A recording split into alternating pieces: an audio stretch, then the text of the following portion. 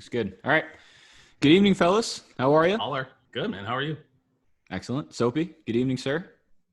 Hello. Hope you guys can't hear the concert in the background.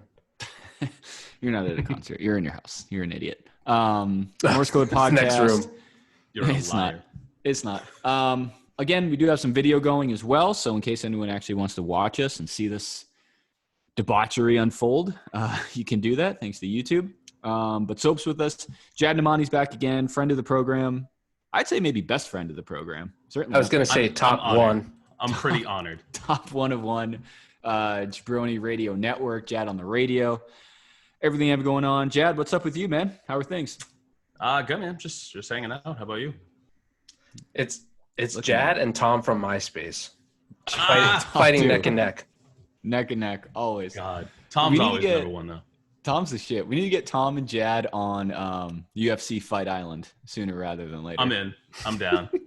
But Jadd, I do want to say, now that we're on some sort of public forum, I do appreciate, man. You really are a big supporter of what we're doing. Thank you very much for always being cool to share shit, hop on anytime. Just wanted to publicly throw that out here. You are, how can I put this briefly? Jadd, you're a genuine good person. And I think everyone should know that. I love that you think that that it's a struggle for me to hop on here. True. I have a ton of time on my hands, but That's if we're being serious, it's legit like an honor. I get psyched anytime you're like, hey, do you want to hop on? So thanks for. I'm glad I haven't messed it up too bad the couple times I've been on here. He always makes time to make sure that he looks great before he hops on too. Let's not forget that. I really clearly put does. effort in today. Yeah, it's what do we got? 6:48 p.m. on the East. We're supposed to record at 4, and Jadd required 2 hours and 48 minutes to get ready. So certainly worth it. This doesn't just happen overnight, man. Certainly worth it. I was going to say, not only are you wearing glasses, but you've got both lenses in. Mm-hmm. I didn't notice that. Yeah, usually you're a one lens guy. Yeah, one lens Jadd is what they used to call him back in the day. 100%. One lens, 100%. Another quick shout out. Now that we're on video, I wanted to highlight this incredible mug I'm using. Shout out Montreal. Shout out Canada, because another friend of the program, Sean Olston, had his baby over the weekend. Amazing. On my mother's birthday. Oh, that sucks. Right? Oh, wow. For your mother. Yeah. Just Wow. ruined it the rest of the way. Oh, Is there a term for that? it sucks. Yeah, unlucky. Unlucky. Is there a way, Soapy, you know a lot about American government. Is there a way to go back and formally change your birthday? Boy, have I tried. Yeah. No, and I haven't found a way. I do have a couple connects that have gotten me close. So Respect. Nice. But no, shout out Carson Olston, was born 7'9". Beautiful looking kid. So can't wait to meet him once we get through all this virtual shit. But no, shout out Sean Olston. He's been on the show before. Definitely not a best friend of the program, but no, he's associated with Distant. the program one way or the other. Yeah, he's a distant acquaintance of the He's program. like a fourth cousin once removed of the program. Carson Olston can come on anytime. For sure. He's a brother of the program. Yeah. He's like, it's very early in the running, but he sent in his resume for our open CEO position, and it's Nice. it's glowing. It's looking to pretty say good. At least. he Especially definitely for- takes after his dad in the sales and I don't know baldness department.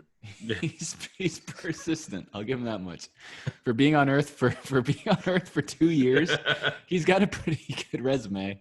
He does have better hair than Sean. He has By more hair 100%. than Sean. By far. 100%. That's not even. I'm not even wasting my time. Sorry, Sean. I'm Your over hair did look absurd that one time that you were on. it. I don't know wish- what the hell was going on. Speaking of video, I wish we published that publicly. I assume we even- would have been That would've been banned incredible. from YouTube. Of course. We've got reported real quick for malicious content. But no, even like listening back to that episode, that Would You Rather episode when we had Jadd and Sean on, even listening to the audio of how we were describing it, still gives me chills. Oh, Nightmares. goosebumps everywhere. It's Everywhere. Speaking of goosebumps and chills. Mhm. So we really don't have much planned today. We talked about this last time. it's kind of a hiatus as far as sports goes. It's just like a waiting game now, right? We have NBA coming back, I guess. Baseball coming back. NFL, who knows? I will say this real quick. Have you guys seen a little bit? I've seen it on Twitter a lot. Some of the video that's come out about from like the baseball, like inter-squad scrimmages and stuff. It's so It's weird. actually pretty dope. I like it. It's weird awesome, as fuck. but it's weird. It is weird. Have you seen any of that stuff, Soapy? Yeah, I saw one yesterday of Mookie Betts hitting one out in I saw that Dodgers today. practice. Was Yeah, it? dude. So he hits one out, and I think it is pretty cool to hear like the unfiltered crack of the bat. But then Yes. as the ball is sailing out, was he the one that was yelling too? Because someone was yelling like fastball, like, yeah, throw a fastball at me, bitch. Like, I hope so. I was hope that's smoking how it right out of goes. here. I hope that's how it goes. Because, yes, good point. The crack of the bat sounds awesome. And you can hear it, like, bounce off the seats. Sorry. Baseball bat. Thank you. The crack of the baseball bat. He fucking roped that thing, too. And then it was funny because they were talking earlier about, like, pumping in crowd noise and stuff. And I've heard that talked about. And I could never imagine what that would actually look like. I think it was a Red Sox video where they actually did do that. And to your point, Jadd, it is weird. And I don't think I like that crowd noise. If they play like music, like, you know, when you hit a home run, they usually play music.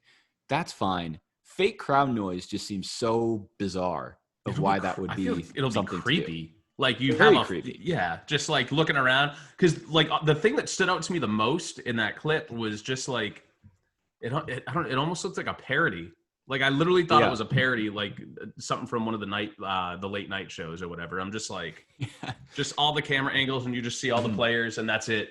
And I'm like, yikes. Yeah, different. I hope we get a lot of mic'd up players. Have you seen the catcher's cam? That's pretty dope. No, that's cool though. Oh, that's sick. That's going cool. around on Twitter. It's sick. It's basically a camera from the catcher's perspective, and it's sick because you see how these pitches come in from a batter's perspective, which is insane.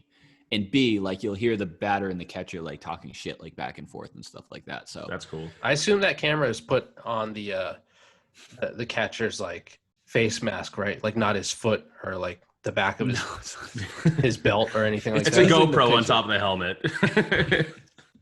Honestly, it could be for all I know. I have seen the crowd noise in soccer. I think like European soccer. Soccer, they love that. It was kind of weird because I've seen instances where the reaction was delayed. So it's like they scored, but it was still booing or just like the incorrect reaction because they didn't switch over the sound fast enough. Mike guy fucked up. But I'm pretty sure soccer used pumped in crowd noise before, like all this stuff, like before COVID-19. I wouldn't be surprised. Yeah. No, I thought they did. Now, obviously, it makes a lot more sense. But they should just pump in like random noises, like people snoring. Well, another idea I thought was interesting. I thought it was interesting. Now I realize it's stupid. But they thought about pumping in, and this is wrong for a number of reasons, but they thought about pumping in, like if it's at Fenway, like a live feed from like Boston bars and like patrons like cheering on to the game and stuff like that. I don't know how that would work. Very bold move. Yeah, it sounds good in theory, but I feel like you'd have to have the best sound equipment everywhere. And you'd also have to make sure that the people that were at those restaurants or bars were like, I don't know, fucking certified technicians to make sure that it actually worked. Because technically those people are then part of the TV feed. That's crazy. Yeah. That'd be like putting someone at like You would need 50 dump buttons too for all the swears you would hear. Correct. And I picture it like, you know, like I remember it specifically with the NBA finals last year, like a road game. If the game was in Golden State, they would cut back to like those people outside Toronto in that Jurassic Park area, like going crazy. Theoretically, that's great, but realistically, you can't do that anymore because you can't have 5,000 people in like a small area, like going crazy. So I think for a number of reasons, that probably wouldn't make sense. So I think, and Jadd, you can chime in here. Soapy and I have been going back and forth. We usually try to mention at least once during each episode kind of where we are as far as our thoughts on our percentages of how we think the season's going to go, if it's even going to happen. I think NBA right now, last week I was like 50-50 if this thing's going to work.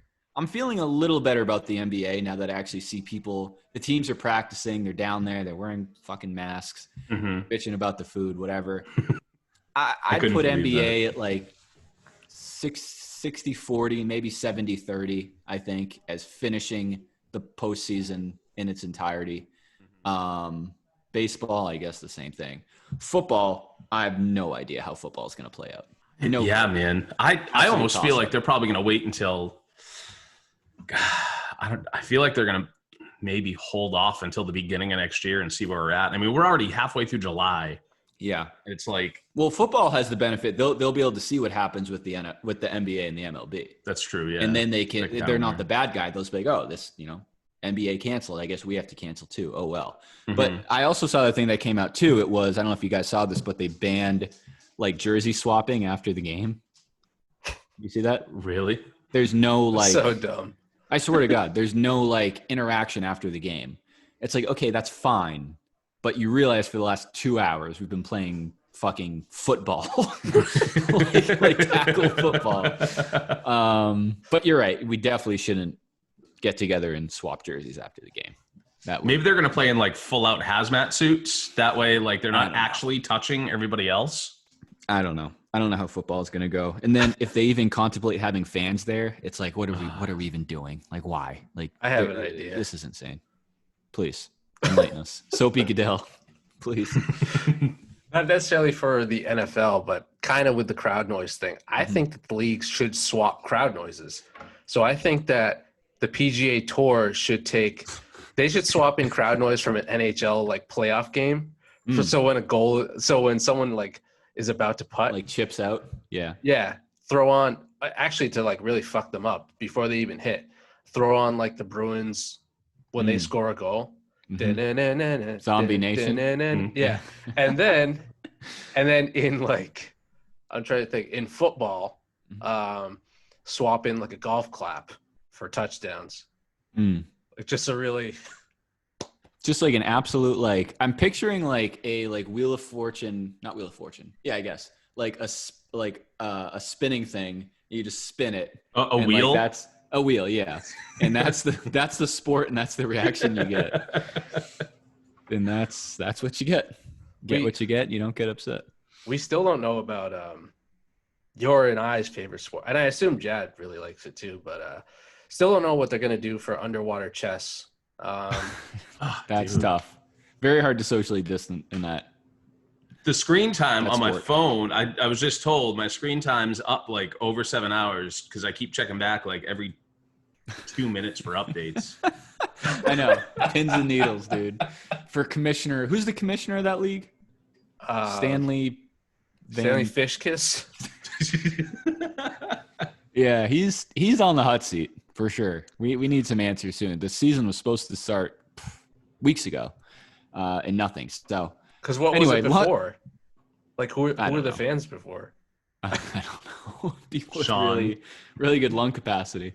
But anyway, to get back to my original point 10 minutes ago, sports is a bit of a hiatus right now. So I figured we'd talk about everything else going on in the world. And Jadd, the reason I specifically wanted you to hop on is you're basically the go-to person for everything else in the world. So that's a lot of pressure, man. It is a lot of pressure, but there's a lot of things going on. I did have one thing I wanted you to briefly touch on because I've been trying to keep up with it and I can't, and I'm still a little lost. So I saw you post on your Jabroni radio network a few times, or maybe just once during this past week, about the Will Smith and Jada Pinkett situation, scenario, weird controversy. It's confusing. Were they? Maybe I'm missing something. I thought they were happily married 100% forever. And I mean, I guess maybe like when you're in Hollywood, and you want to like avoid a ton of headlines. That's like what you do. You put that out there. I've heard a ton of different stuff. So I heard that. I've heard that they were in an open marriage. I've heard that they were like on the rocks and kind of separated, but not fully separated, and kind of just like kept it. I forget like the exact phrasing, but it was some weird phrase, entanglement. Or yeah, well, that apparently that's like what Will Smith is apparently, but great word.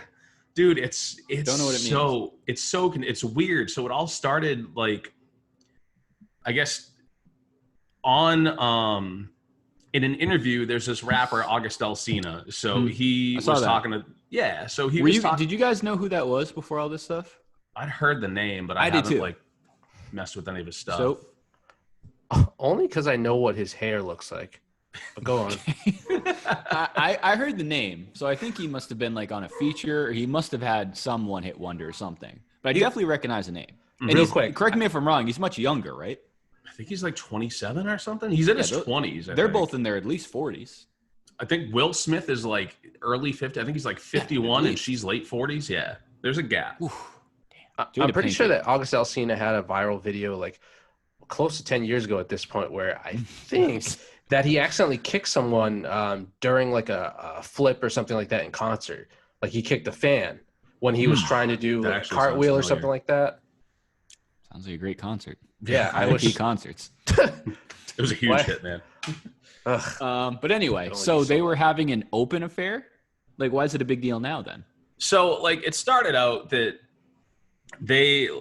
August Alsina said that he was like involved with Jada, and then everyone was like, oh, well, was it an affair? There was rumors that they had an open marriage, and then August was like, no, I got like I got permission from Will Smith to bang his wife, like to hang out with her and go for it, I guess. And then like this is back in the headlines now because I guess she hosts like a Facebook Live show called Red Table Talk. Okay. So I guess interesting. Good point. Yeah. So that's her show. Yeah. So the two of them, like Will and Jada, hopped on like to talk about it because they were like, we haven't said a word about it. We weren't gonna, but now it's at the point where we have to. And more or less, like at first, I think she denied it, or at least that's what the rumor was. She admitted to it.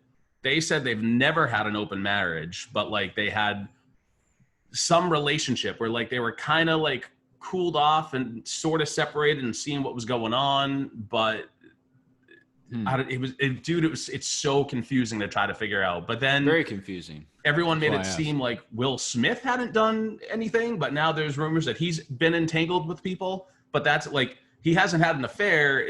He's just been entangled with people. But got you. They weren't together. But I guess regardless, now what they're saying is like they, took some time off and now they're like crazy in love and all about each other again. And they went through like a rough patch for like a year and a half. And I don't know, man. They're a couple still. Who? Will and Jada? Yes. Oh yeah. Yeah. They're like hardcore. I love you. You love me. We're a big happy family. Some Barney the Purple Dinosaur sort of bullshit. I know that shit. Interesting. Oh, I didn't know that at all. I assumed they were like 100% broken up and like, I don't know. I can't. No. Either way, I'm always gonna be Team Will Smith no matter what. I don't care. How do you go against the Fresh Prince? Yeah, 100%. Well, interesting. Holy shit. Yeah. Yes. I was looking for some like bullet points on the whole thing, and it says that Jada explained the couple befriended the singer August Alsina, 27, 4 years ago through their son Jaden, 22. Oh God, that's a weird kid. Yikes! Don't throw him into the mix. No. I still don't understand. Jaden Smith. He was the next Karate Kid, though, wasn't he? Yeah. Yes. Yeah, that was long ago. Yeah. No shit. That seems like 30 years ago. But he was also only like 7 at that point. Mm-hmm. Bro, we've talked about this before. Quick side tangent. When we were talking about Elon Musk's latest kid, like celebrity kids are just destined to be fucked. Like for the most part, God, I think. Like, and it sucks because like Will Smith, and again, like I don't. What actually, like in all honesty, Jaden Smith, what was like his story? Like what ended up happening? What ended up happening to him, period? Yeah. Like why do you say like he's fucked up? Wasn't it like is he gay or like transgender or something? Honestly, I don't even know what his sexual orientation is, but he's a pretty, I hate to go just off of like physical, but he is a pretty unique dresser. I think just being related to the Smiths, who isn't Will Smith like a Scientologist or no? Oh, I didn't know that. See, I heard about they were close with like Tom Cruise and Katie Holmes, boy. weren't they, or something? I see where this is going. I don't know.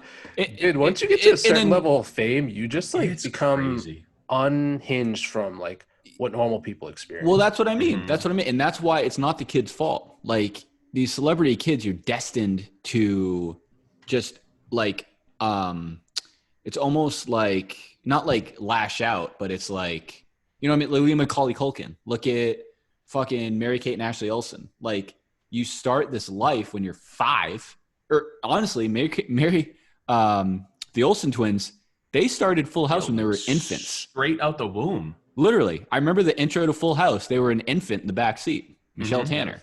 That's your whole life. And that was even in the later, like there was one season where like straight up they were babies. That's what I mean. Crazy. Like season 1, she was a legit baby. Like she couldn't talk, certainly couldn't make business decisions.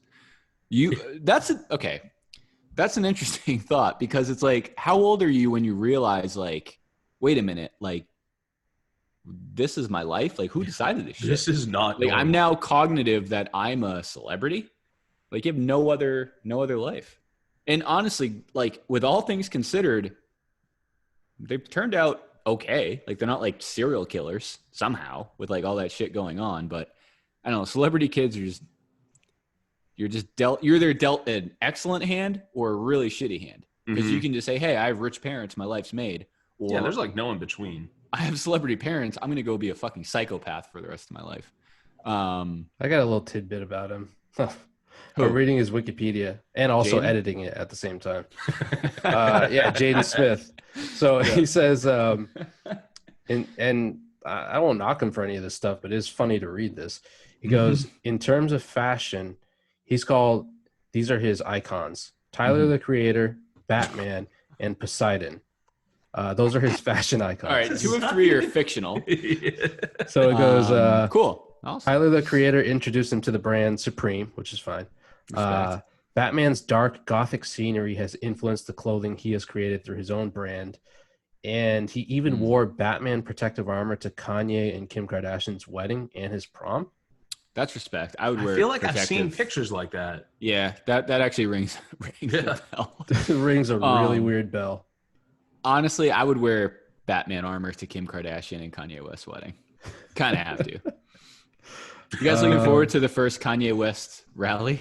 Dude, if they don't serve birthday cake at that thing. Oh, I love it. Good call. I can't wait. I love raising a son in this fucking world. I hope like my 1-year-old son, I hope by the time he's like cognitive that we somehow get back to normal, because raising like a first grader right now must be absolute hell. Like all the questions they must have. Like, Oh my God. what's going on? Dude. That must be an absolute nightmare. Who do you think would win in a yeah. fight? OG Between him. Karate Kid or Jaden Smith? Ralph Macchio or Jaden Smith? Ralph Macchio. Jaden Smith was Nope, pretty Ralph fucked. Macchio. I don't know. Jaden Smith was pretty ripped in Karate Kid for like Yeah. an 11-year-old. But Ralph Macchio had Mr. Miyagi, man. You can't. Who is it? He's- I haven't seen the newer one. Who is Yeah. Mr. Miyagi? Pat Will Smith? Morita. Yeah. Yes. Shut the fuck up. Yeah. No. In the Jaden Smith one. Oh, Jackie Chan. Oh. Okay. I might have to rethink my answer. I mean, Jackie Chan's awesome. Jackie Chan's the shit. Oh, Jadd, question for you. This is totally. Well, I promise we'll get to our regularly scheduled program shortly. We were talking about this on Twitter. We somehow got caught. Soapy and I got caught in the same Twitter thread. What was it? You know what I'm talking about the sequels? It was like name a part 2 that was like exponentially better than part 1 as far as like movies go. Okay. I threw out Rocky because I'm a big Rocky 2 fan. Soapy threw out Rush Hour and got like flooded with responses and likes. Rush Hour 2 is phenomenal. Rush Hour 2 was great. It's 100% better than Rush Hour 1. Yeah, and Rush Hour 1 was pretty good. Rush Hour 1's phenomenal. So that should say enough about Rush Hour 2. And then there was a Rush Hour 3. Wasn't there a Rush Hour 4? That's still it's still rumored and like in the works. Probably. But do you remember the other one I just thought of was Lethal Weapon? The only have you guys seen Lethal Weapon? You know that series? The only Lethal Weapon I've ever seen was one with Joe Pesci. and I think that was like Lethal Weapon like 3 or 4. I think Or that's one of like the 3. newer ones. I think he And might that have been in a movie's- couple though. I think he was in 3 and 4. He was definitely in 3 though. All right. So I saw those ones, and I thought that movie was pretty good. But I'm pretty sure the overall pulse of the nation is that Lethal Weapon 1 and 2 are better than the one with Joe Pesci. So those movies must be phenomenal. Since I haven't seen it. It gotta be. They have to be. I don't know. Joe Pesci killed it in Home Alone 1 and 2. So I mean, Joe Which is Pesci's another good example of phenomenal a actor. potential like sequel that may have Great been better one. than the original. mhm. I'm a big Home Alone 2 over Home Alone 1 guy. Big yeah, time. I like it. Are you guys? I think so. Not to put you on the Yeah. spot. That's tough because they're both phenomenal, but I think I would give the slight edge to Home Alone 2 Lost in New York. Donald Trump, Tim Curry, Cedric. Definitely Tim Curry. That hotel just makes the movie. That Mhm. hotel was casted perfectly. Well, and like the abandoned house or the Yes. under construction Yep. house, Uncle Yep. Rob's house. I So mean, that's good. God, So that was a good. playground So for good. everything that he pulled. Dude, so good. That yellow, like weird, like tunnel thing, like Mm-hmm. coming down from like his worked on house. Home Alone 2 is Home Alone 2 is close to a 10. Who's And this, Home Alone 1 is like an 8.8. Who's between the 2 Home Alones? Because I'm not counting like the 3 and the 4, and I think Oh there was god, another no. one too. That's an unspoken rule. Between the 2 Unwritten rule. Home Alones, who was Mm-hmm. the scarier villain but actual like nice person? The next door neighbor with a shovel or the pigeon homeless lady? All right. So before I respond, this is exactly how I envisioned when I started this podcast. This is exactly what I want. I want like my friends on to talk about things that really matter and are important right now. 100%. And this is like the epitome of it. So long story short, phenomenal question. You said scarier? Yeah. Who freaked you out more? It's tough because they both started so scary, but got so like friendly. Mhm. I think I'm going to have to go with the pigeon lady from Home Alone 2. That's where And I'm I think at. the reason is because just maybe this is just like cinematography, but that those scenes leading up to that lady were so scary. You know what I mean? Going through New Mhm. York. That first guy was just his neighbor. Like, I just have a scary ass neighbor. The pigeon lady, bro, you're 10 years old, lost in New York. You get in a cab. That cab driver is certainly up there with scariest. Oh, when he characters of all turns time. around. Yeah. Side note, before that, he runs into it's 2 scary hookers. in there. It ain't any better in here, kid.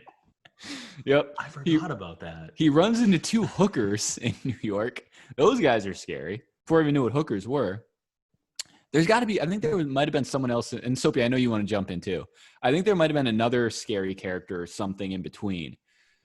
But I think in general, the neighbor might have been a scarier person, but just everything surrounding the pigeon lady was very, very terrifying. Here's why Nope. I'm going to go with the pigeon Or go ahead, lady. Jadd. Yeah, go ahead. Is because, so obviously, like every year from childhood to now being a grown ass adult, like you watch it every year. And like looking back on it now, I look at like, and I love both movies, don't get me wrong, but I look at like The Next Door Neighbor and I'm like, when I was a kid, yeah, you could definitely like, I like 100% exactly remember sitting there being like, he's killed a man with that shovel. And there's probably body parts like inside that trash can of like friggin' rock salt. And now, like as a grown ass adult, I'm like, all right, like that's like I was clearly out there with my imagination. But Right. I still get like creepy goosebumps from a woman that would be sitting there in the middle of Central Park covered in pigeons as a grown ass adult. Well, she was homeless. Yeah, I know. But it's just creepy. That's an excellent point. I love Soapy. You're our talent relations. This is a big ask. There's no way we can get both of them on the phone for this episode, right? They're actually both calling me right now. Nice. No, I think because if you think about it, none of these people did anything wrong. One guy was literally an old guy who lived at his house. And what was that first interaction? He was like shoveling? Or he was like taking his garbage out? Shoveling, or like he was actually putting rock salt like from a trash can was trying on to the help sidewalk. people. Yeah, he was doing a good deed. Yep. Okay. And then the other woman was just homeless. Mm-hmm. And she, out of all the places to be homeless, she decided to be homeless in Central Park, surrounded by pigeons, whatever, something to keep her sane. Minding But her also, own business. remember where she kept, where did she take Kevin? She, like the loft of like the play or something. You know what I'm talking about? Remember that scene? Yeah, it was They like an went opera somewhere house or indoors. something, right? Yeah. I So think I'm so, thinking yeah. back. She didn't like live there. How did they like get there? She lived She in got the park. connects. Yeah. Either way, they both ended up being great people. Mhm. But now that I think about it, like going back, they were never bad people to begin with. It was just, that's how little kids think. And we were little kids watching that movie, and they were scary. Sophie, I didn't mean to cut you off. Did you have thoughts on this debate? I certainly do. Buckle in. I'm excited. Okay, so first of all, the tall guy, the neighbor, that was Home Alone 1, right? Tall Yeah. guy. Okay, so yeah, Old guy. Yep. his only characteristics was that he was tall, skinny, and old, and also shoveled his backyard. Yeah, what an Like, asshole. What? Okay, there's plenty of people that fit that description. Yep. But he was scary. Mm-hmm. However, Pigeon Lady, yeah, it's 3 for 3, her in a clean sweep, gentleman's sweep, because I don't even know how to say this. Like the way that she obviously, being homeless, they made her look like she hadn't been in a home Yeah. for quite some It's been time. a while. She had like the rosy cheeks, so she looked like deceivingly nice and had that kind of I don't know, older woman, like innocent, helpful smile. But then she also wore those gloves that didn't have the fingertips.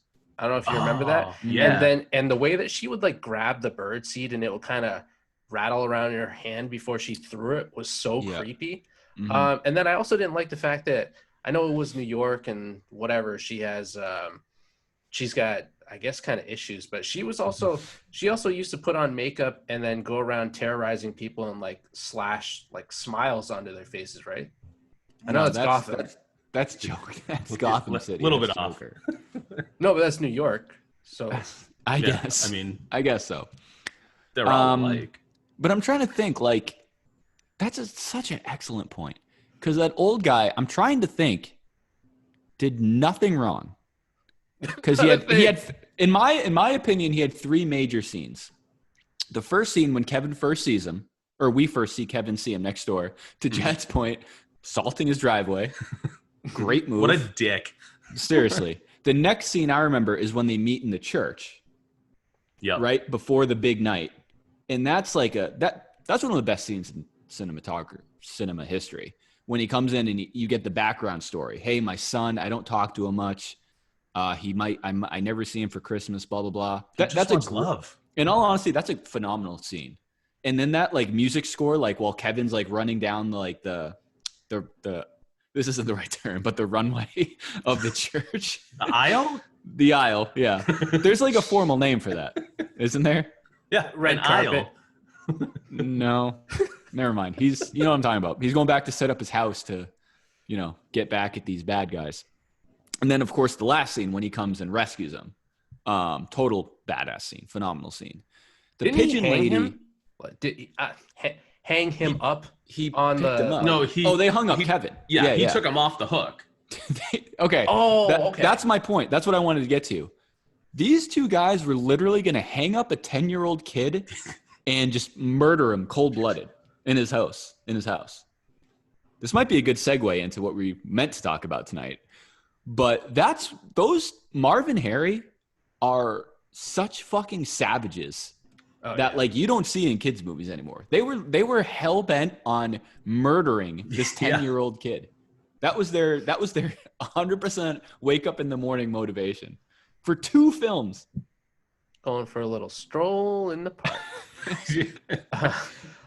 Also, anyone who hangs around with fucking pigeons, especially New York City pigeons, that always is very suspect. Very sus. Yep. At best. Hanging out with pigeons, period. But if you hang out with like fucking ugly ass birds in a city that is known hopefully we don't have anyone listening who's seen or heard of New York, but it smells like piss and trash there. So that just makes her even scarier. Like, Yeah. damn, I know you live here, but you don't need to like hang Yeah. out with the animal, befriend the animals like that. I mean, if you're Kevin McAllister, like, how do you not have like PSD for the rest of your life? PS5. PTSD. PS5. PTSD for the rest of your life every Christmas. You very arguably had back-to-back the worst Christmases in the history of Christmas. Yeah. And then you're just supposed to go on with your life. Like, he had two complete strangers literally save his life back-to-back. Because thinking back to Home Alone 2, Lost in New York, remember that's the one Marv was going to shoot him in the face point blank with a That's right. They just happened to have the gooey goop or sticky whatever? stuff, so he couldn't do it. You could never do that in 2020. You can't make that movie anymore. No, I mean in real 100% life. can't. Oh, in real life. Dude, you remember Joe Pesci? Shoot him, Marv. Shoot him. He was going to shoot a kid in the face in the middle of Central Park on Christmas Eve. Can you imagine that news What a story? holiday spirit. Holy shit, dude. You know what That though? I would feel like be- that is the most New York Christmas Eve thing to do though. Year-old boy Feliz gets- Navidad. 10-year-old boy. There's your episode name. Feliz Navidad. 10-year-old boy gets shot in the face by the sticky bandits on Christmas Eve. Sticky bandits. Good grief. Oh, yeah. man. So they changed their name from one to the other, right? Then Yeah, I think there it was was a wet wet and bandits. sticky, right? Mhm. Yeah. Phenomenal. I mean, I really don't want to go on any much more of a tangent on Home Alone. Maybe we should save and release this one on like Christmas Eve. But I would challenge you to name a better like criminal duo than Marv and Harry, like back in the day. Yeah. Wet bandits, they get locked up, they go to the clink, and they come back 10 times stronger as the sticky bandits. And their whole plot, their whole like diabolical plot was to rob that poor old man's, this dates us, toy store Mhm. on Christmas Eve. And then they were going to shoot a kid point blank in the face in the middle of Central Park. Like, you could take that script and go one of two ways. Make Home Alone or give it to, like, Martin Scorsese and make, like, the greatest, like, gangster movie of all time. I would love to see that adaptation. And I think now, they did. honestly. I think they made the right decision. But Home Alone. it was that bad, dude. Oh, what a film. So anyway, this all started with sports is on a bit of a hiatus. So this brings us half hour later. One thing I kind of wanted to touch base with you guys on is obviously all the corona, all the COVID-19 stuff going on. It's been I guess if you want to consider it a silver lining, it's been a good opportunity to kind of binge some stuff. I've rewatched a lot of series. There has been a decent amount of new stuff coming out. The most recent one that I think all three of us have kind of jumped onto, and this is props to Soapy. Bro, if you didn't text me that thing about Unsolved Mysteries, I don't think I would have heard about it. I feel like it really wasn't advertised or like promoted that much. The new Unsolved Mysteries reboot on Netflix. It kind of like I had heard about it, but it just like I didn't dropped. hear about it at all. Yeah. Would you guys, and I actually am being serious, could you argue that it's as bad of a time it is just to be alive? It just like life sucks right now. Mm-hmm. Is it also because of the same reasons that Dan just gave? Wouldn't it be a great time to come out of a coma right now? Assuming you've been in one. I'll say this. I heard. I'd like Jadd to go first. I'll plead the fifth. I Jadd, don't- you just got out of a coma. Thoughts? Dude, I can't Opening like statements? I feel like honestly, I would be. Have you guys seen The Walking Dead from like the first episode?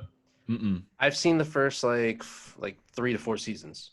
I feel like I would be Rick Grimes waking up out of a coma for however long he was in, and just being like, depends how far back I started like the coma. Like if I was on a coma. Good question. Soapy, when did this coma start? When did Marv try and shoot me in the face and just clipped my brain, putting me in a coma? So I guess because my question is really based off of like being able to just binge shows since there's nothing Yeah. else to do. Mhm. I'm gonna say end Like of February. So right 2018? before Oh, I was gonna damn, say end of February. that So like recent. right before Oh, all right. like Ozark came out. That honestly, before we start, that seems like 5 years ago.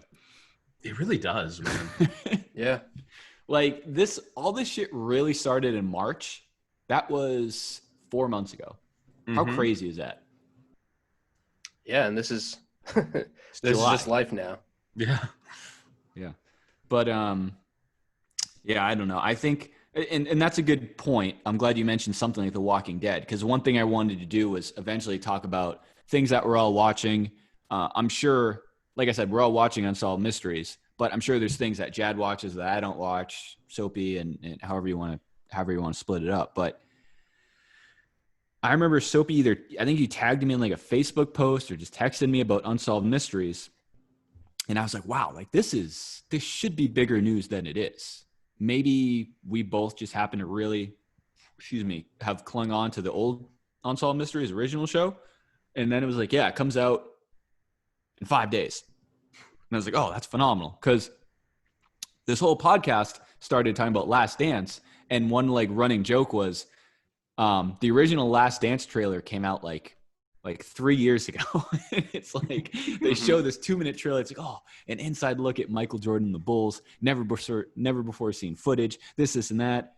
Coming summer 2020. And this was like 2018. It's like, oh, fuck. Like, great. Thanks. Thanks for nothing. Sweet. But no, the new Unsolved, and I think Soapy and I talked about this. I think, actually, let me get your guys' opinion. What is your opinion? And Soapy, I know how you feel because I've seen you post about it.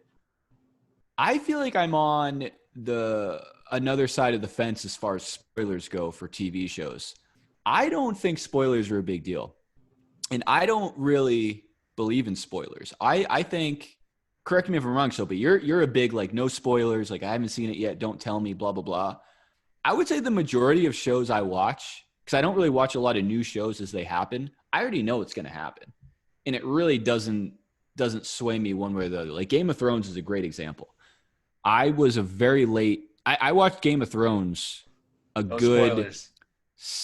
I'll just say this. I watched Game of Thrones. Being serious. No, listen, really? I know. I watched Game of Thrones a good 6 months after the series ended. So I knew pretty much everything because it's all over social media.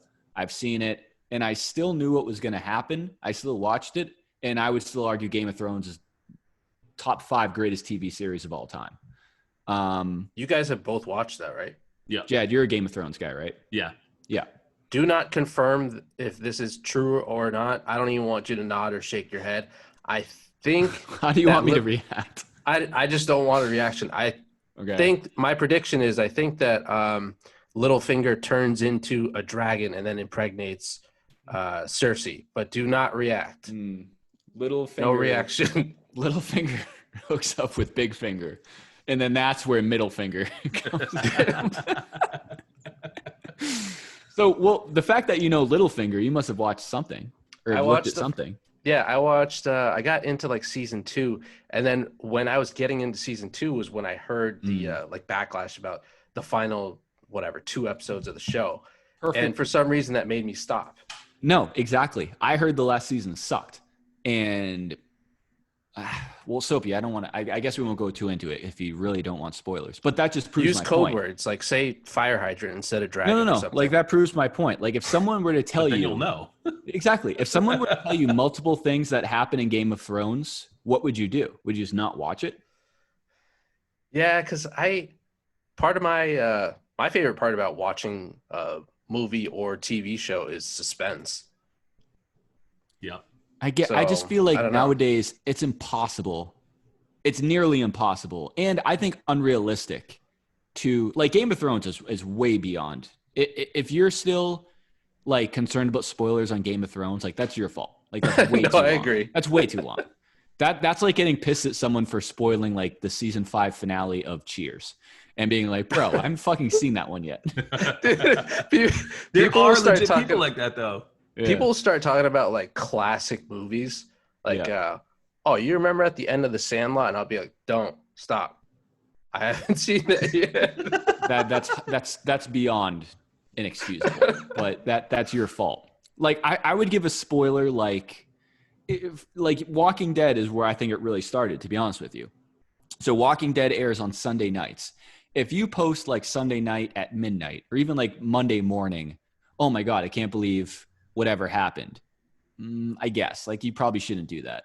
But dude, if it's like a week or like something like that, it's like, what do you expect these people to do? That's part of, I think that's part of following a show, talking to people about it on social media and stuff like that. If you don't watch the show at the time, you can't complain about spoilers and saying, oh, well, I might watch this show fucking a year later or like months later or something like that.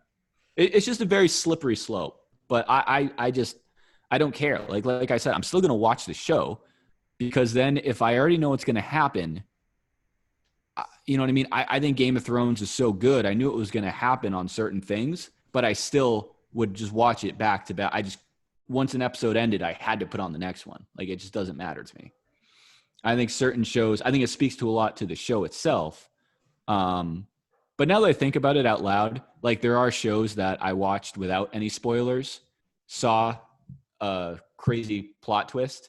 Oh my God. And like, yeah, I would have been pissed like if I knew that happened. Or it would have been as good. That ruins the whole movie if you know what happens. Because I go back and watch it now and I'm like, it's not even that like it's that great of a movie. It's just like it did such a good job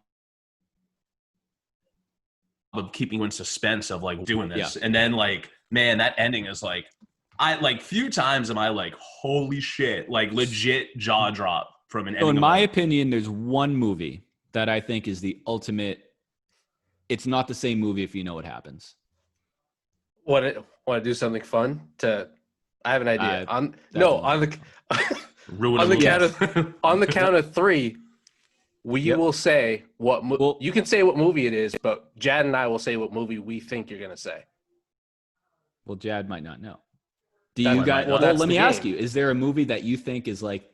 Do you know what I'm saying? Like, do you have one in mind? Yeah, but I'm saying like we might be thinking the same thing. So let's reveal it on the count of three. All right, go ahead. Jadd, are you ready? I mean, I have no idea what he's referring to outside of Saw. Although I feel like as soon as I hear it, I'll be like, "Oh, right, that's a good one." All right, then. Oh, I might change my answer to Saw. So on three. On three. No, I know. I'll say the one I was going to say. Okay. Are we going to go from 1 to 3 or 3 to 1? After you say the word 3, I'm going to say my answer. I'm not wasting another second on this. Jadd could count us off. I feel like he's perfect at this. Okay. Perfect. 1, 2. You know something. All right. Son of a bitch. Did we mention Sean had his kid? Yeah, right. All right. 1, 2, 3. Sixth Sense. Yeah, easily. Okay. Easily. Yeah, that's a good point. That's the only movie. And Saw is a great one. I would say Saw is right there. Sorry if you haven't seen Saw, Soapy. But Sixth Sense is a completely different movie if you know what happens and what doesn't. Yeah, because I found out what happened and then I watched it. And I could only imagine how like different this was going to be if I didn't know. But TV series is hard because you basically can have a plot twist at any time. Jadd, correct me if I'm wrong. Are you a Lost fan? You watch Lost, right? I've never seen Lost. Oh, never mind. I thought I saw that. I heard that Lost is up there as well. Like Lost has like crazy plot twists, but I never wanted to. Here's like the other side of the argument. I never wanted to watch Lost, but now that I know it has these crazy plot twists, that actually motivates me to want to watch it more, even if I knew what they were. You know what I mean? Well, and at this point, Lost ended like 15 Oh yeah, there's no ago. excuses for spoiler alerts on Lost. I mean, that's on the person, obviously. But I mean, by this point, I kind of forgot what happened at the end of it. Like I knew all about it, but then I forgot what happened at the end of it. So I'm like, but going back to like current TV, there's one I want to mention, but I don't know if I should because I think it's still right on the fringe of spoiler alert or not. So, do you guys watch Ozark? Yes. I have. That's one I've wanted to hop into. You know exactly what I'm going to say, Soapy, and I'm not going to say it because I'm friends with Jadd. I will take my headphones off and then. No. All I'm saying is like I'm not going to talk about the newest season of Ozark because I think if you know what happens, it's a completely different show. Would you agree? Yes. Okay, that's it. So signing off. That's it. All right. But no, there are a handful of shows like that. Sixth Sense is the one movie that sticks out to me. Saw is definitely one. So I'm Yeah. glad you mentioned that. Are there any other that you guys can think of? I'm trying to think. I'm too. sure there are, but there's some that I'm just kind of like. Titanic. Bro, don't even get me started. I did not see that one coming. Why? What happens at the end? Seriously. Again. You can spoil it for me. It's all right. Well, they make it home, no problem. But then, Oh, sweet. Leo. How do you feel about Ice? I love a good happy ending. But the reason I bring this up is because I remember I tweeted before, Unsolved Mysteries is great because Unsolved Mysteries is spoiler proof. They're unsolved. Like, you can tell me whatever you want. Yeah. Mm-hmm. They don't have the ending yet. But let's get back to like the point. they're in the news. You can just Google a name. They're literally open cases like happening now. Right. And I think going back to the original, that was why it was so creepy. I'll ask you guys. I think so. We all watched the new ones. There's only 5 or 6 episodes, which I thought was perfect. I still think the old ones were creepier in my mind, and I don't know if that's part nostalgia. I don't know if that's just whatever it is. Of the host. 100%. Like the host Shout made out it Robert extra. Stack. Yeah, he made it extra creepy. Like his tone, the look of his face, just the way he would deliver stuff, and then like at the end, it's like even with like live PD when like they sit there and you're like, if you know anything Literally about happening right now. Yeah, if you know anything about insert like this mystery here or whatever, Yeah. contact this person. This person is usually accompanied by like some creepy ass mugshot or creepy ass picture, and it's like, shit, I was sleeping tonight. Well, that's it. I think the reenactments were a big part of it because before they were so terribly done. Yeah. You know what I mean? Like they were like, you could tell they were like budget actors, budget everything. The Netflix one was well done. Like it was great. Put together well. It was great. I did like it a lot. But the old school ones were so poorly done. The narration was just so much creepier. And then, like you said, Robert Stack would always end it like, just remember, this guy is still out there. All right. Great. If you see, he's like, you might see this guy walking down your neighborhood. Yeah, right. And I was like, oh, fuck. Because remember, the intro was always like, today, you might help solve a mystery. And I was like, buckle up. Let's go. Fucking go. I'm going to be a hero. I'm 8 years old, fresh bag of popcorn. Yeah, it's like 8:30 on a Thursday. I'm ready to fucking cook. Like, I got my notebook out to take down clues and evidence. Yeah. This motherfucker is going down tonight. It's like, this man, father of 3, coached his little league softball team, and then one night blew his wife's head off with a sawed-off shotgun. And then it's like, holy shit, this is like 4 minutes into the episode. What's the fucking mystery? Like, what else? But he could be coaching your little team. And the worst part is, like, they were all actors. So it's like, I don't know what this actual guy looks like. He could be fucking anybody. Because now people are out. People are so stupid. They're out looking for the fucking actors from the reenactment. Seriously. And like, wait a minute. I know that guy. I wonder if Goes that's ever back to, like, happened. I wonder that would if, like, suck. I wonder There if has to be like anybody's some sort of waiver you sign to be an actor on Unsolved Mysteries. I can see it. Somebody's like, oh, I found this guy. I just saw it. Call it. It's the reenactment actor, and they're like, it's me. I'm on IMDb. Like, I'm good. I didn't kill my wife. She's right here. But that goes back. Soapy, I was just thinking, we talk again, dude. This, like, somehow this always comes back to our show. But we talk about, like, Dave Chappelle and some of his stand-ups sometime. You know what I'm talking about? Have you seen that one when he's talking about, like, people, like, there was this old Chappelle stand-up, and he's like, these people are so, he's like, if you ever watch a movie and they call it the phone number, it's like, all right, my number's 555, this, that. He's like, they do that because these fucking people are so stupid. They write down the number and think you're actually calling the people. And it's like, that's Unsolved Mysteries. That's like these reenactments. I just thought of a funny idea, but kind of morbid. Imagine if for some strange reason they had the actual people reenact the reenactment. Yeah. As an 8-year-old kid, that's what I thought it was. I was like, he's right there. Just go get him. Insensitive that would be though. My I don't know, like my wife died 2 years ago. Then they just put you in the scene of like you like at the funeral for some Yeah. reason. Finding Cut her the in check. bed. Yeah, Money right. talks.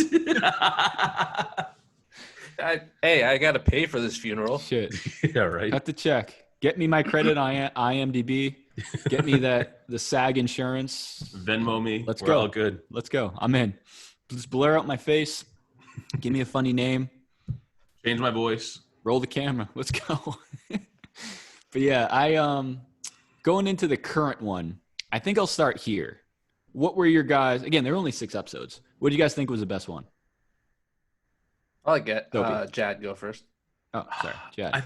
I think probably from I'm a sucker for a good mystery. I think the very first one. You'll like this show. Yeah, First right. one was good. The very first one, because it's like how like you can come up with, you hear the rumors or like what people assumed, and then I don't know. That might be the most mysterious one. Yeah, For sure. That one might be the most. Here's all the evidence, and none of it just connects. Like it's crazy.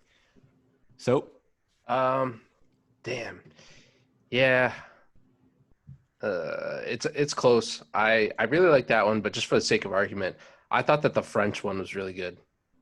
That was a crazy story. I think mostly because that guy has disappeared, so that just adds a different element than the first one.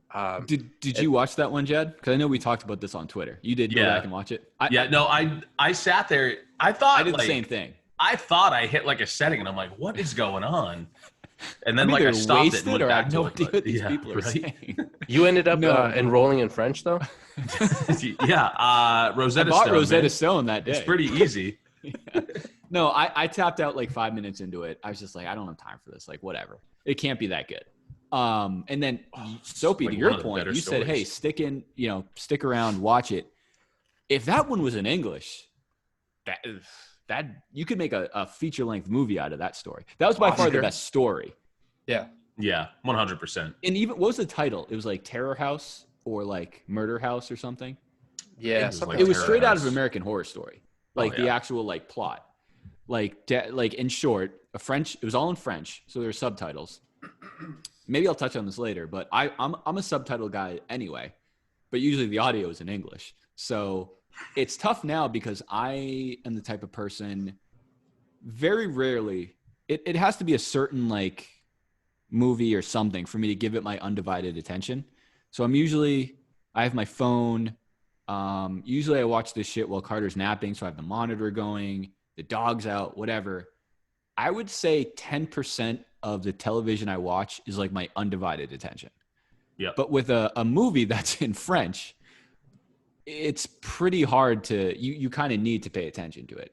So I think that was a 45-minute episode. It took me like 2 hours to watch because I'd look down, I'd look up, and I'd be like, oh shit, like what the fuck just happened? I have to rewind real quick. But if you have the patience for it, the story is incredible. It's basically a family. Insane. A family. They like referred to it as an aristocratic French family. The dad was supposedly like a very wealthy person, and his kids were like the heir to his fortune. Long story short, and again, spoilers, I don't like whatever, you just go watch it. He basically murdered his whole family. They dug up, and the part about like digging up and finding the bodies, I'm just going to put it out there. Hearing about the dogs was obviously the worst part, right? I'm not alone there.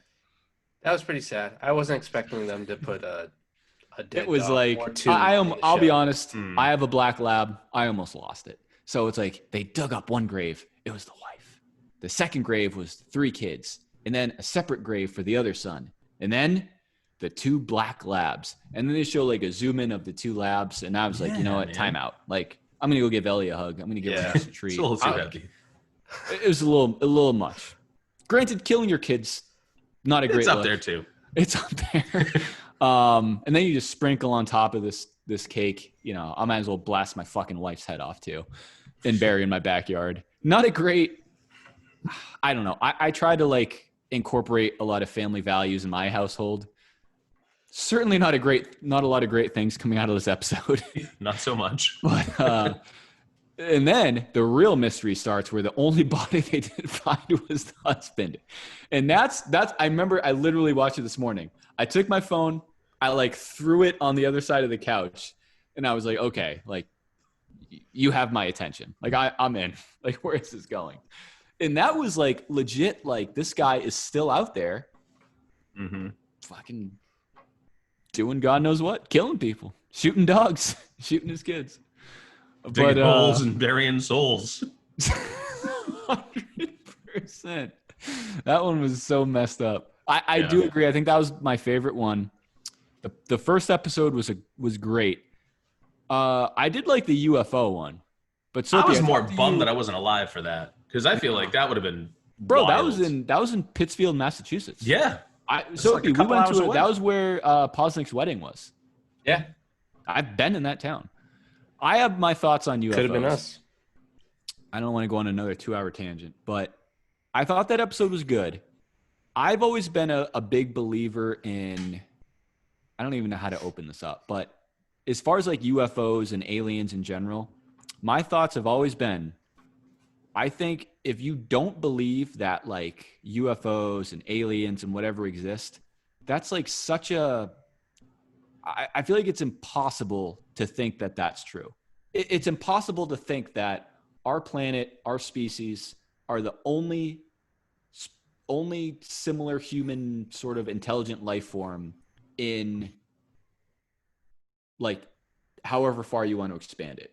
You know what I mean? So that episode, if there's all these different, there's what, maybe 4 or 5 different like households that came and said like, hey, we saw this happened. Yeah. It's just so ignorant to disregard that and say these 5 separate people are all crazy who all said separately they saw these things on one individual night. It's like, how I'm just not that ignorant to not believe them. And it was like the same story. They saw like very similar things, or the same things they say happened. It's like, that's not fake. It's not made up. All that, it's just way too coincidental to not be real. Or to at least just be like, I'm not giving this the time of day. Like, you're a crazy person. And maybe they are. But it's just, I remember even thinking that as a little kid, like in school talking about space.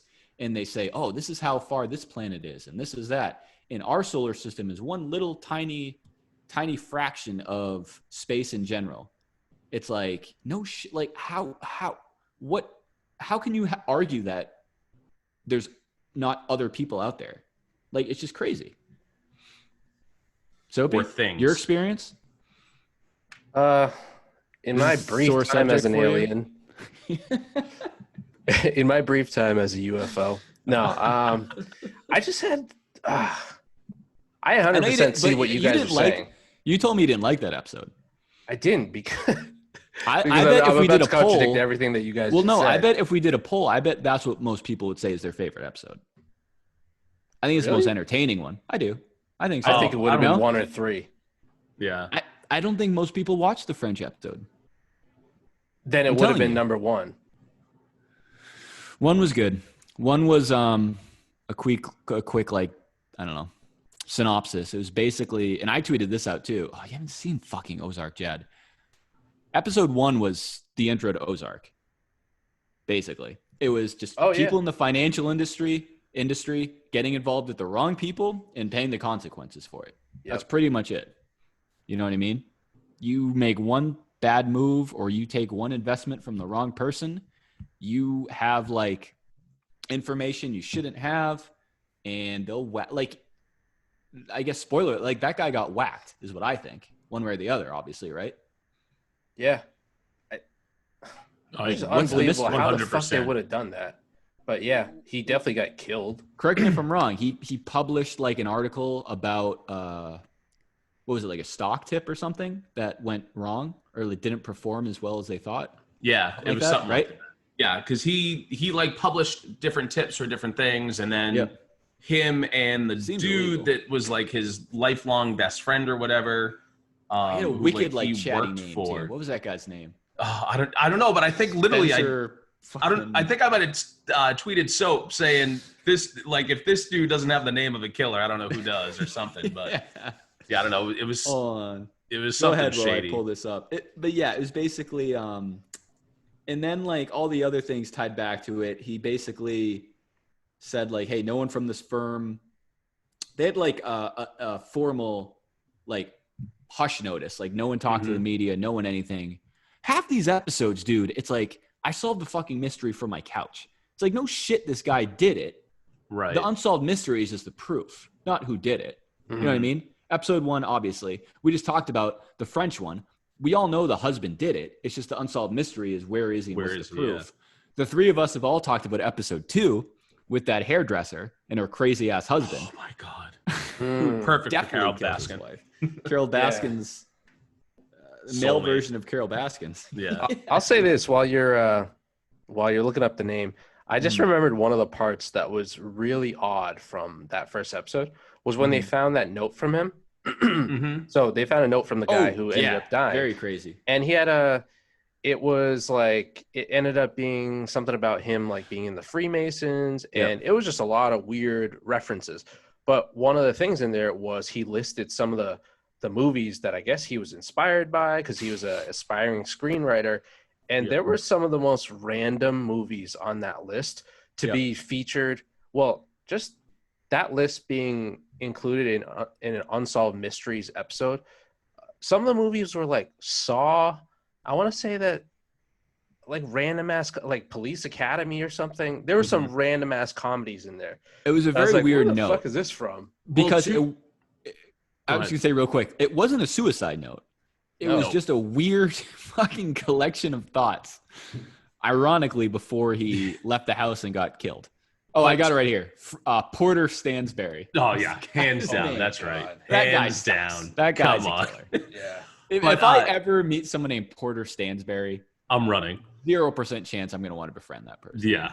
I'm definitely not going to any hotels. Certainly not the Belvedere Hotel or whatever it's called. Is that what it's called?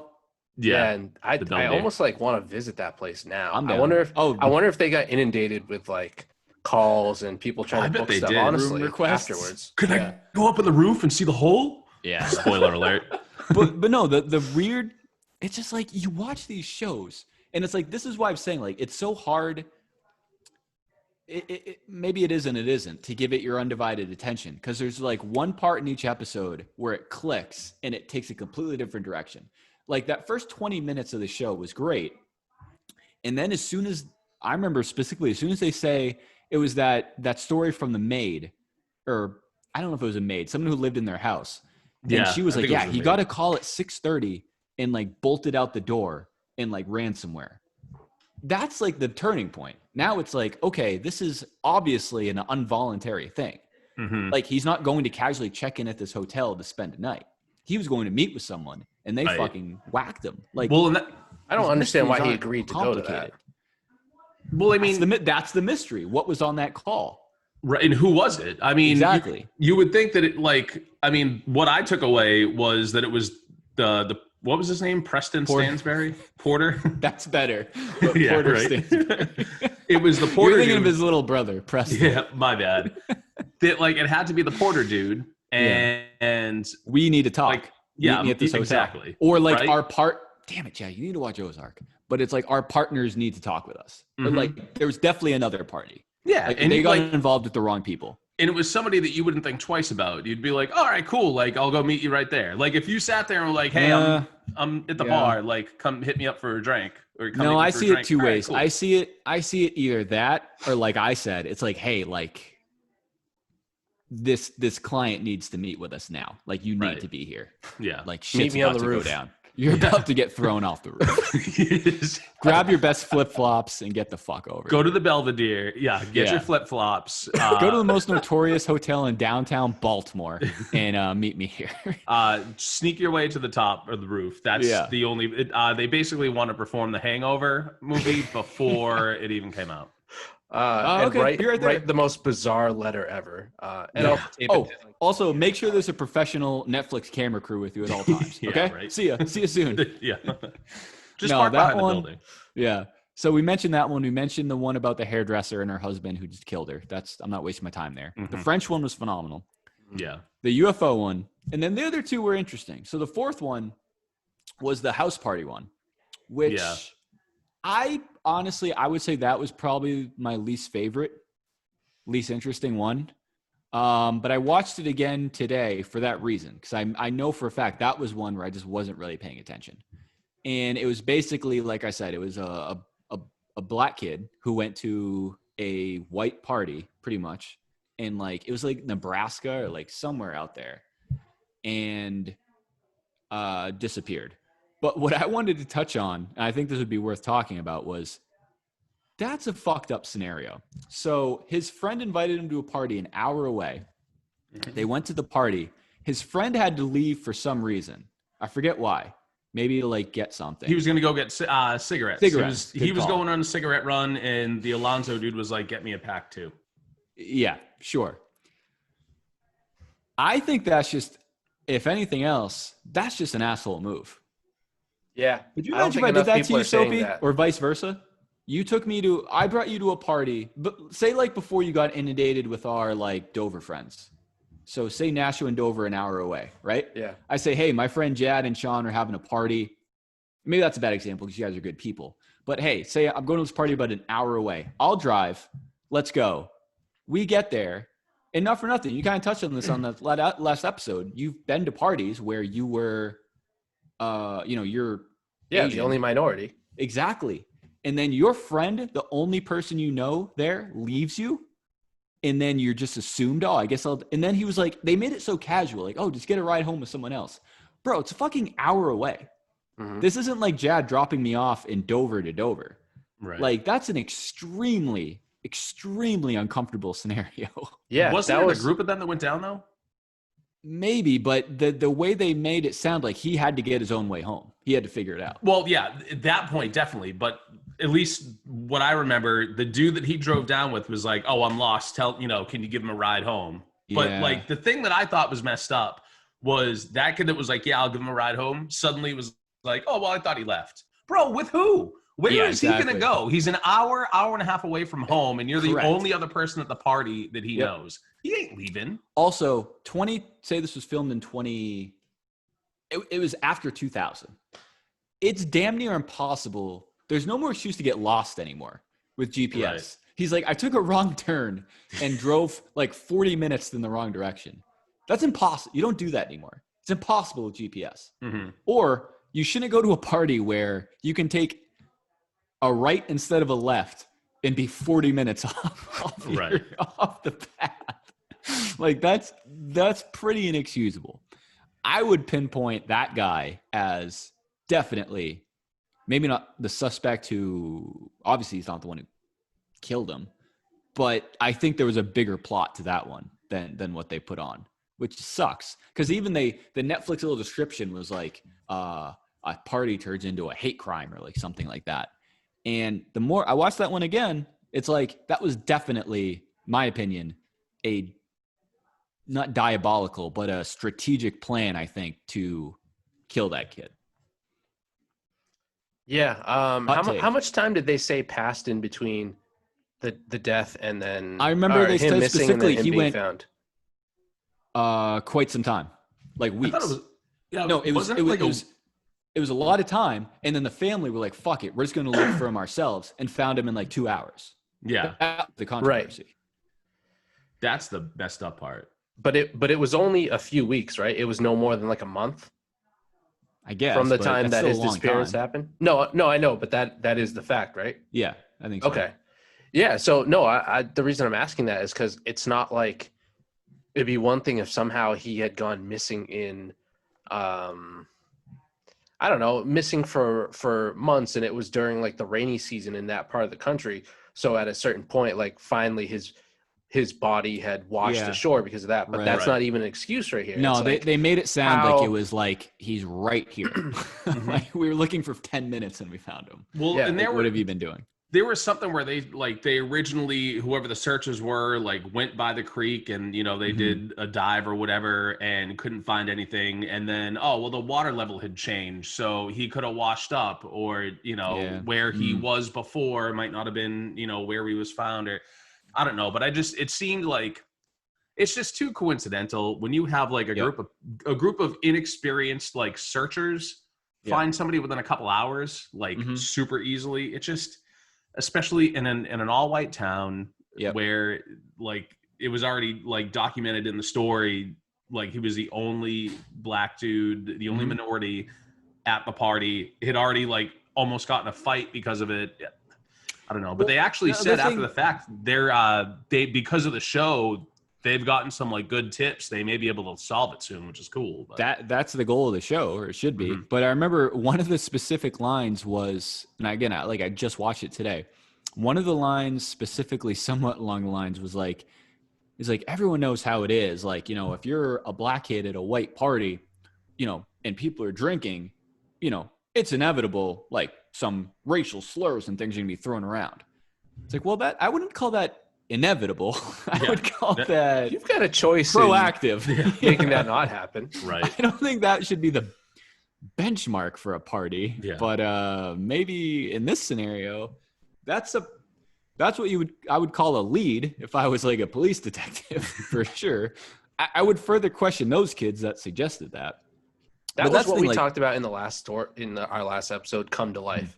It was that exact situation. Obviously, agreed. I never feared murder. It was that exact scenario gone wrong. Yes. Because you were like, yeah, sometimes I'd go to parties with mostly white friends, and you know, my friends would go in the other room, right, and I'd have to like look at my phone for a couple minutes. Yeah. This scenario is the kid drove an hour out of the way and I got murdered in a creek. Yeah. So, right. You know, certainly comparable, but somewhat different ends of the spectrum. But that's the thing, like these unsolved mysteries. And that's why, like when I watched the first one, or when I first started watching this again, I was like, wait, what's the mystery? Like, this guy clearly killed him. Like, what are we talking about? It's a mystery of like, where are they now? Or like, how do we find them? Or like, how do we put the pieces together? Right. Like, just to wrap it up, like that last one, which I watched twice as well, another fucked up one with like that family and all the sisters. And that one was mom, so fucked up. That was a good one. Literally like murdered her husband in the middle of the day. All her kids came home and saw it. And it's like, I was like, wait a minute, what's the mystery? Like this woman clearly killed her husband. They're literally reenacting it. And then it's like, okay, the mystery is, you know, you unfold this thing and now it's what happened to the daughter who's the witness. That's the mystery. But it's like, wait a minute, how are you like a police detective watching this? And again, I know it's a Netflix show, but like, how are you watching this and not like, wait a minute, why aren't people questioning this woman for killing this man? Like, what are we doing?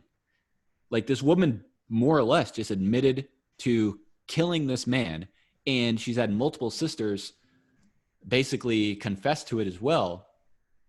What the fuck? Like, what else do we need? Like, what do we do? She never got locked up, right? Nothing. The mystery is what happened to that other sister. That's how it ended.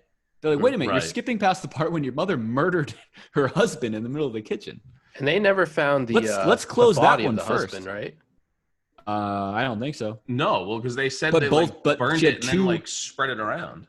Right, but she had two of her daughters basically confess to it on the Netflix show. Mm-hmm. Yeah, that they saw. But then they just jumped to, okay, what happened to the third daughter? Yeah, exactly. It's like, wait a minute, let's rewind. What happened to the dead husband who 3 people just confessed to killing?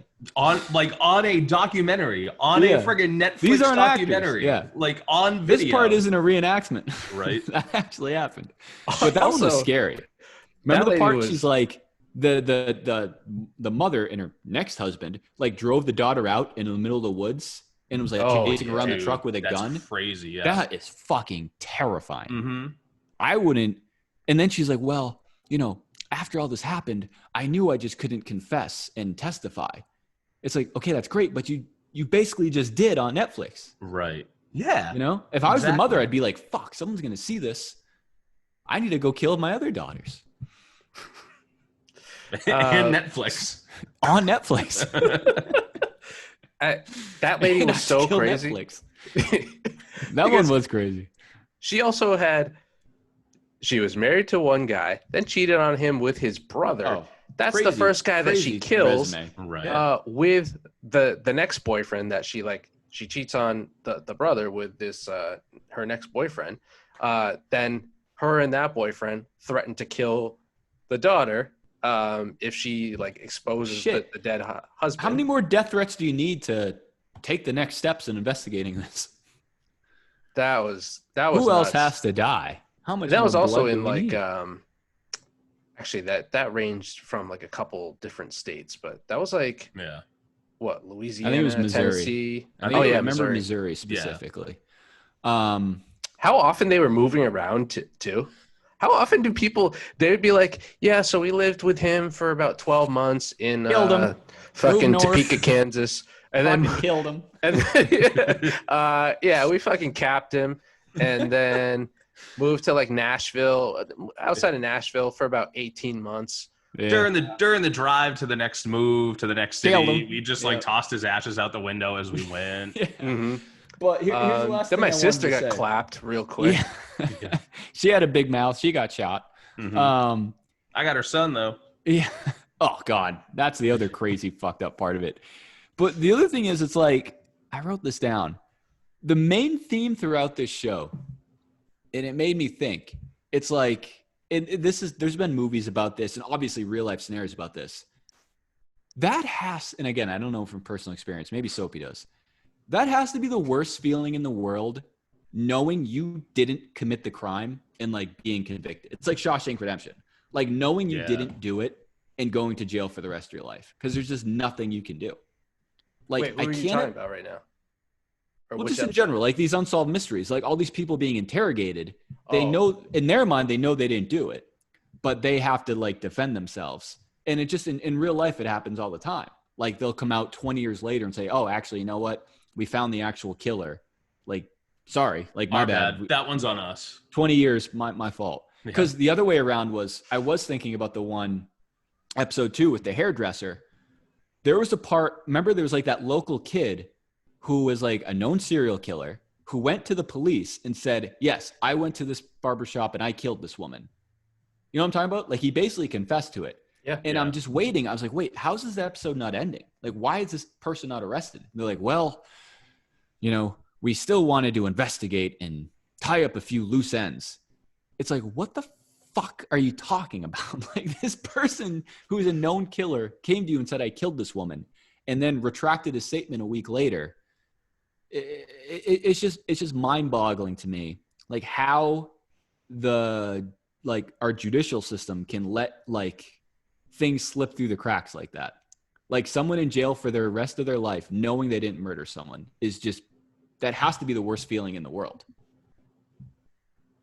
And I guess Yes. Probably sucks. noted. And I Yes. guess the other end of that spectrum is those people like the husband in the second episode say we all agree he did kill his wife, who know they killed their wife. They have to live with that for the rest of their life and then find a fine balance of proactively letting people know that they didn't do it, but also not say too much to come off as like, okay, like you're trying a little too hard here. Like you probably did do this. That guy slept with the ashes, right? That's what he said?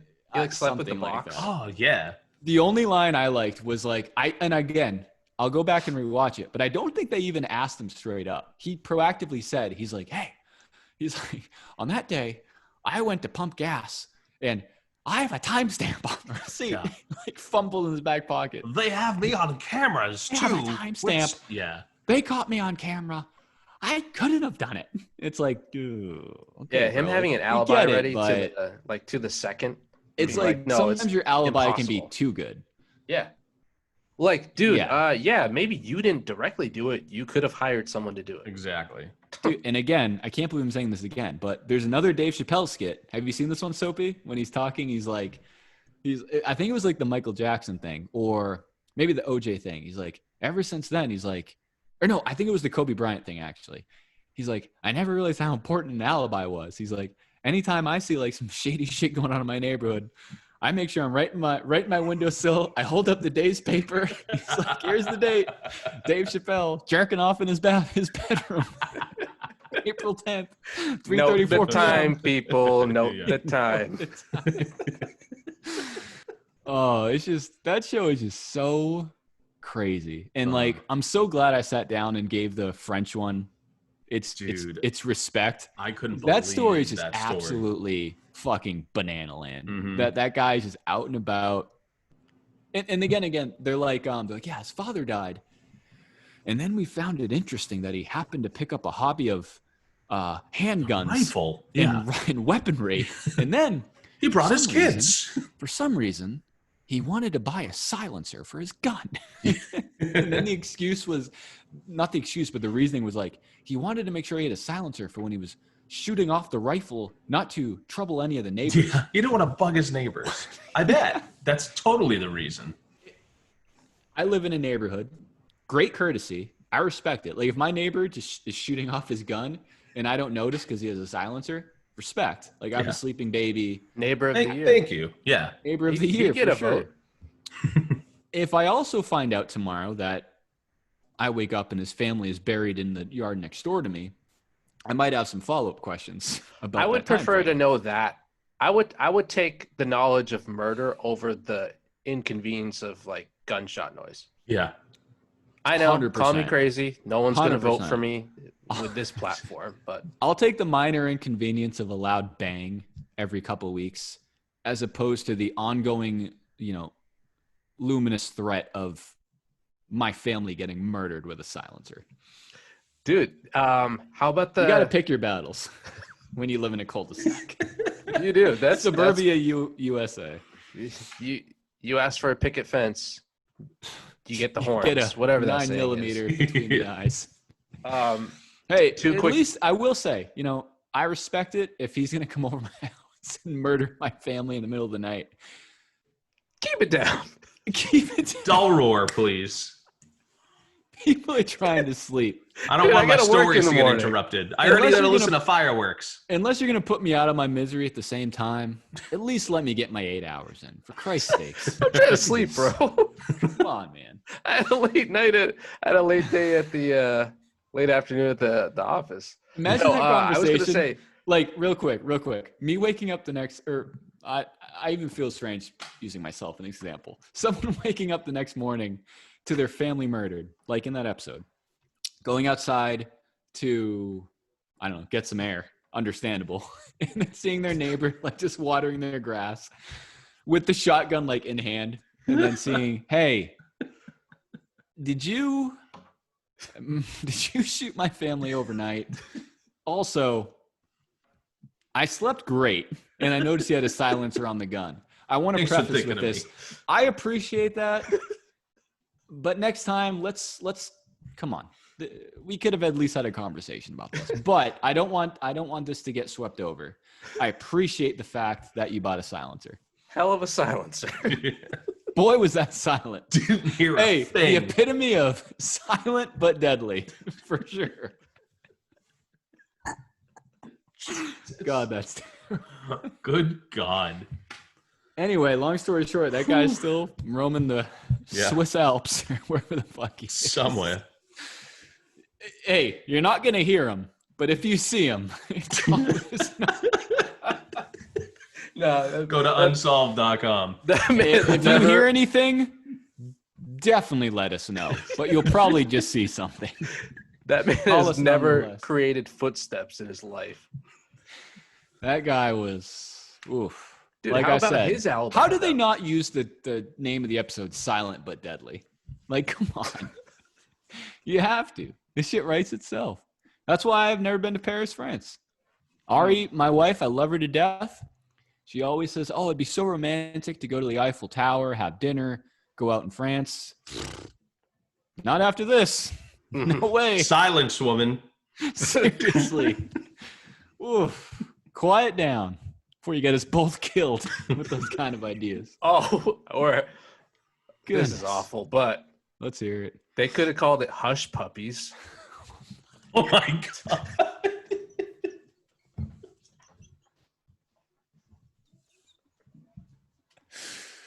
Ooh. Was that an episode of TV? Hey, I'll say this. For all we do have a pretty big demographic of French listeners. If you speak the language, I'll put it, maybe I should put it this way. If that episode was in English and that took place in like, I don't know, Chicago, that's terrifying.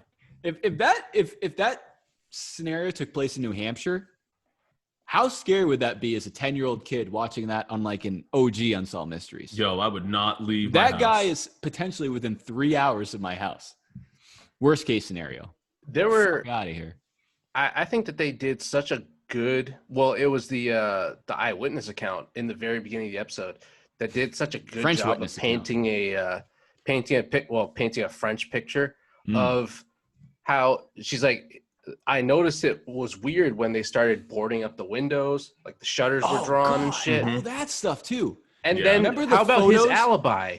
The photos being taken out of the frames. The photos, yep.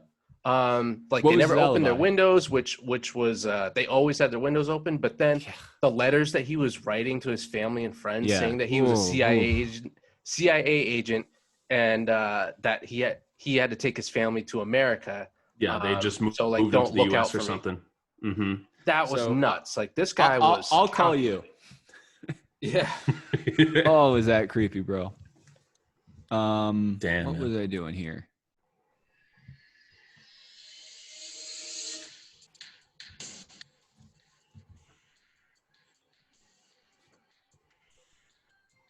Oof. Just hits you right in the face. So Yeah. good. I guarantee you somebody's going to, like some DJ is going to make, I don't know, you're going to hear that dropped in a club when people can go to clubs again. Some like DJ remix, a DJ Shawnee O remix. I was about to say, why don't you? I will remix say it? that's a dope. Has that? No, it hasn't. I was gonna say, not that I've heard. Has that been used in like a sample of like a rap song or something? That song is I don't fire. think I've Like ever either heard way, however you I don't wanna think so, chop but it. I'm guarantee you we hear it somehow. It's coming out this year. year, 100%. And what sucks is it's gonna be wasted on like some like shitty ass like rapper. DJ Earworm mixtape or something. No offense, DJ Earworm. I know you're a But big fan of the show, but I think just to wrap up here, I know we're going a little long, but I remember another contrast between the new one and the old one. You mentioned Robert Stack, the Mhm. host, however the fuck he got that job. / morgue director. Good point. Maybe Was he that's just an how. actor? I think so. I don't know. Let me Google him. That's a weird audition Who is to like Robert? have your agent call you about and say, "Hey, I think I have a gig for you." Yeah. Isn't it being overlooked that he also eventually died? I assumed he was dead. I mean, That's Did mysterious. he die of like an unnatural cause? No. On tonight's episode, we'll look at my murder. yeah, right. Maybe you could help solve a mystery. He was I an would- actor. I wish that they had kept with the like the pink outline font with the black Oh, background. the intro sucks on the new one. I don't like it at all. All that they did to like pay homage to him was they kept his silhouette, Yes. which is cool. Mhm. But it's like No. I feel like they could have. I skipped the intro. I thought the intro was way not good enough. Yeah. That's an excellent point. Real quick question. Yeah. I didn't mean to cut you off, but I feel like I have to ask you both, just off the top of your head. If you had to come up with a host who was like, Great question. like who's the creepiest guy that you would make the host of that show? Because I do have an answer. I have a couple off the top of my head. Gut instinct, gun to my head. No pun intended. Regis is up there. Regis. Um, Isn't he dead? That'd make it even more creepy. Makes him scarier. Regis's dead body, like Uncle Bernie, Weekend at Bernie's, Weekend at Regis's. Uncle Festa. Uncle Fester would be up there. Yeah. Oh, the guy who played Uncle Fester, Christopher Lloyd, he would be up there. Certainly. Oh Mhm. yeah. Why? Who do you think? Do you have like a standout no-brainer? This is the guy. I don't think it's standout, but I think this guy is creepy looking. Steve Buscemi. Yo, oh my God. Good call. Yes. Great call. Yo, 100%. But no, that would be so goofy. It is because Um, he's typically playing like a funny Yeah. character. I think Regis would actually be a great one. now I that was think about it. honestly, I'm thinking Tobin Bell, the dude that played Jigsaw in the Saw movies. Yep. Oh, obviously. That's too easy. Ooh. Or Too easy. Or Maury Uh, Povich. I think The would be up there. Undertaker from WWE. But like in his zombie I makeup. need him like older. Yeah. Yes, good point. I need him older playing his younger character. Right. Oh, Paul Bearer. Done deal. Yeah. Resurrect him. I think actually if you took an actor who's known for serious roles, Mm-hmm. because the voice wouldn't be like off from what they typically would be saying. Like if you took Morgan Freeman, I actually think he could be made scary. Great one. Morgan Freeman. The way that he talks is already pretty like, you know. Oh God. Clint Eastwood. I was thinking that too. Like Gran Torino, Clint Eastwood. Yeah. So, thoughts? Morgan Freeman's a great one. I would, because the thing about Robert Stack, and again, I didn't even know that was his name until I Googled it today. He wasn't like, that was his claim to fame. He wasn't like a famous actor, was he? He peaked late with Unsolved Mysteries. It said he was in like over 40 films, but no, like he's most known for hosting. Have you guys seen Basketball? Yeah, back in the day. Remember he was in Basketball. Was he really? Yeah, dude, go back and watch it. There was like an Unsolved Mysteries like parody in Basketball. It's phenomenal. But the reason I brought it up was remember the intro music would hit and then he would walk out of like a dark alley or like some random place in a trench coat and like do his monologue. And then he would come back throughout the episode and have like interjections and stuff. That's what I think made it scarier. That's where I think the new Netflix one kind of dropped the ball a little bit. Totally. But again, he's dead. So like, what are you going to do? Well, and only doing like one, although I mean, they could really deep dive when they just did one mystery an episode, I guess. Yeah, I gotta go back because I want to say that the original episodes, whether they were a half an hour or an hour long, had more than one mystery. Yeah, I think it was like 2 or 3. They definitely did. Yeah, they did. Which is crazy how they were able to sum up entire mysteries in like 15 to 20 minutes. And then these took, no commercial breaks. 50 minutes. 5 minutes, an hour. Yeah. No, it was good. I was thinking today too. It's like that at the time, that was like, we're all similar age. That was like a real life, like, Are You Afraid of the Dark? Or like Goosebumps. Oh, yeah. Like a scary show, but it's like, at least with Goosebumps, Are You Afraid of the Dark? Horror movies. It's like, okay, this isn't real. This is fake. Shit's real. Nope, this straight up real. These are mysteries that are unsolved. So if you know anything about this serial killer, give us a call. Here's a toll-free number. Right. All right. Let's wrap up here. I'm starting to get a little creeped out. And I'm at home by myself. So I'm feeling mysterious. I want to give the respect where it's due. So RIP to all the people that died in the Unsolved Mysteries. Yep. But and the dogs. I also want to give... And the dogs, I have to apologize the most. You certainly do. That was... I had to make that joke, but I do feel bad for those dogs. I didn't have to make that joke. But also shout out Hush Puppies. Excuse me. Shout out Slush Puppies. Yeah. Are a delicious alternative to that that gruesome visual you gave us. In respect to those actors, that's a tough role to play, the reenactment actors. Yeah. I'm curious how like the families, the real people, feel like rewatching these. You know what I mean? It's like, all right, yeah, I get it. My husband was brutally murdered 5 years ago. Do I really need to? I really need to go back and relive this chapter and see some. I wonder if they even Joe Schmo reenact them. I wonder if they actually like go back and watch the episodes they're in. Ugh, I don't know. That's gonna be like some real bad PTSD. Yeah. Oh, but all right. Yeah. Let's wrap up here. I gotta pee. We gotta get going. Jadd, thank you as always, brother, for hopping on. Dudes, thanks for having me.